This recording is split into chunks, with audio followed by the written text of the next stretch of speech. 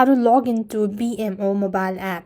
To log into Bmo Mobile App, you have to download the app. Head over to your respective app store. On the search bar, type in BMO or Bank of Montreal. When you locate the Bank of Montreal, you click onto the install button. Wait for it to completely install.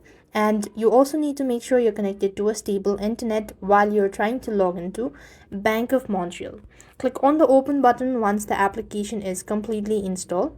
Next, what you have to do is here, you want to make sure to enable the notification if you want to, or just click on don't allow and all that stuff, and read the terms and conditions carefully and click onto the continue button.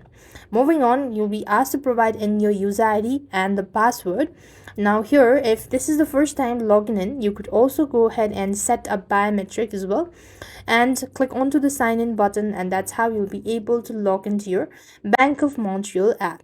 And for some reason, if you are not able to log in, you click onto the forgot password or forgot user ID options, and that's how you'll be able to log into Bmo Mobile App. I hope the video was helpful. Make sure to like, share, and subscribe. Thank you for watching. See you in the next video.